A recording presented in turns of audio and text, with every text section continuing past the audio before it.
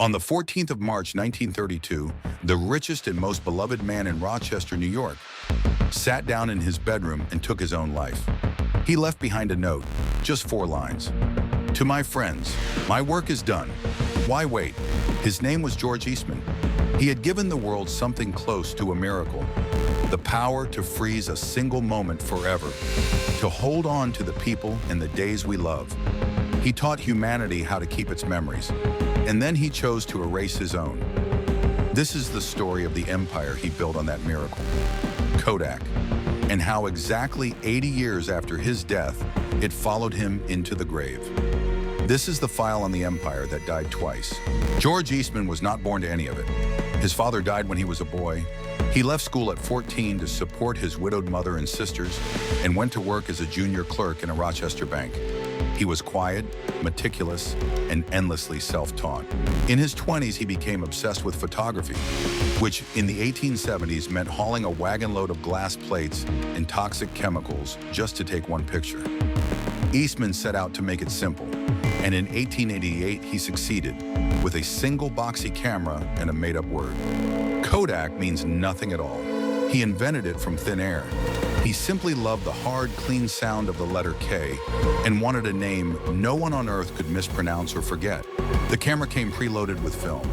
You took your 100 pictures, mailed the entire camera back to Rochester, and Kodak did the rest, developing your photographs and returning the camera reloaded. His slogan said everything: you press the button, we do the rest. For the first time in history, anyone could be a photographer. Then in 1900, he went further. A small cardboard box camera called the Brownie, priced at $1. Cheap enough for a child, it sold by the millions. Suddenly, the whole of ordinary life, birthdays, holidays, soldiers shipping out, babies who wouldn't stay babies, could be kept forever.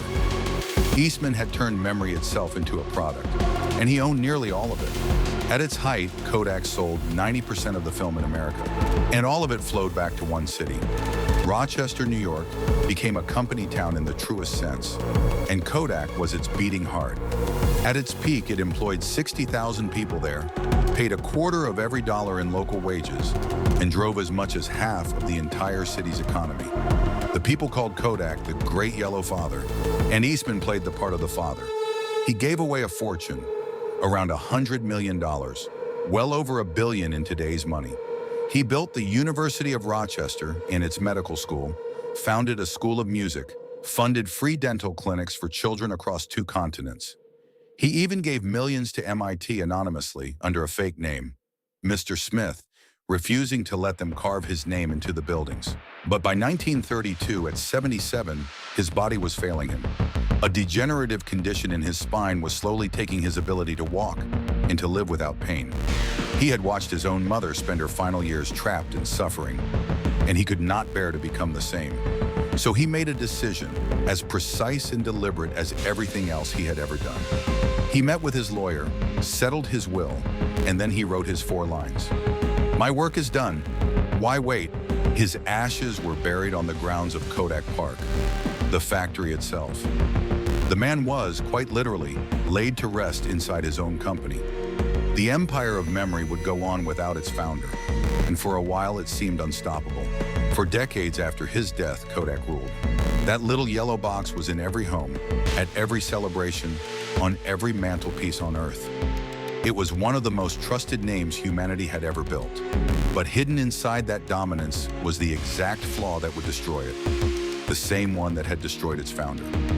Kodak could not imagine a future in which it was no longer in control.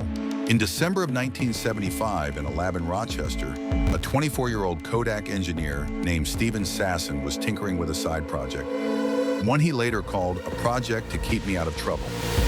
What he assembled out of spare parts and a movie camera lens was something no one had ever seen, a camera with no film inside it at all. It was the size of a toaster and weighed 8 pounds. He pointed it at a lab assistant, and 23 seconds later her face appeared. Not on paper, but on a television screen, built out of nothing but numbers.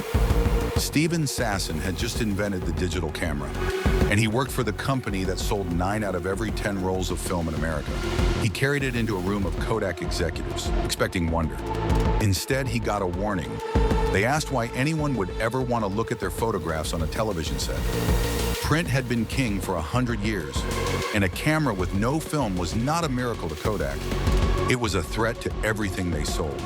So they gave the young engineer a single instruction. It's interesting. Now don't tell anyone about it. They didn't destroy the invention, and that's the part everyone gets wrong. Kodak patented the digital camera in 1978 and quietly earned billions licensing the technology to other people. They simply refused to sell it themselves because every digital photograph was a roll of film that would never be bought. They had invented the future, held the patent to it in their hands, and locked it in a drawer to protect the past. They didn't miss what was coming. They saw it and they flinched. For 20 years, the flinch held, and Kodak stayed the giant. In 1997, it was worth $31 billion. And then the future it had invented arrived anyway, in everyone else's cameras and soon in everyone's phone. Film collapsed. And Kodak, addicted to the very thing that was dying, went down with it. But the story of how Kodak died is not only a story about a camera, because while the great Yellow Father was providing for Rochester, it was also, quietly, poisoning it. Kodak Park was the largest industrial site in New York State, over 1,000 acres, nearly 4 miles long, packed with chemical plants. And for years, it released more toxic emissions than any other company in the state. According to federal data compiled by environmental groups, the single zip code that held Kodak Park led the entire United States for cancer-causing emissions from 1987 to the year 2000. Tens of millions of pounds of a chemical called methylene chloride released into the air of the city Kodak had built. It went into the ground too. Solvents and industrial chemicals seeped into Rochester's soil and groundwater. Kodak's own waste leaked through sewers running directly beneath the city's streets, a problem so serious it took a multi-million-dollar settlement just to repair.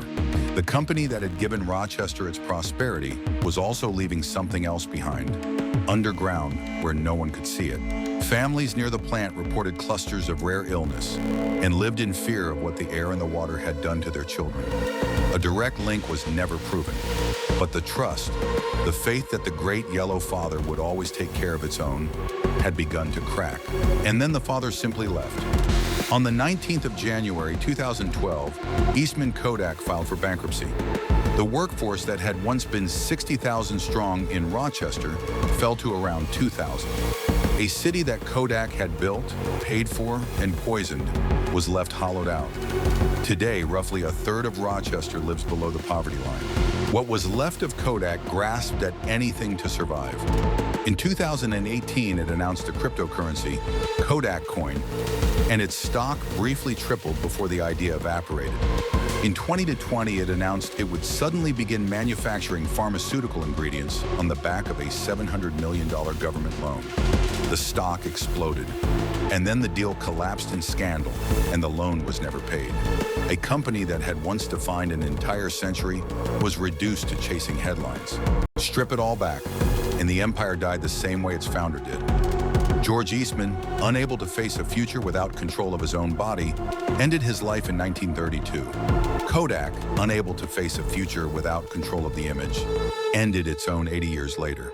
The man and the company were destroyed by the very same thing, a refusal to live in a world they could no longer command. And there is one last, cruel irony. Kodak's entire empire was built on helping us hold on to the past, to freeze the good days and keep them close. And in the end, it was the company's own inability to let go of its past that killed it. It could not stop looking backward. It died clutching the very thing it once sold to the world. That's the file on Kodak, a man who taught the world to remember and chose to forget himself. An empire that invented the future and buried it to protect the past. And a city that trusted a father who fed it, poisoned it, and walked away. The pictures are still real. So is the file underneath them. This was file number 04. Every empire leaves a file, and the brighter it shines, the darker the room it lights. If you want to see which one we open next, subscribe, because every empire leaves a file.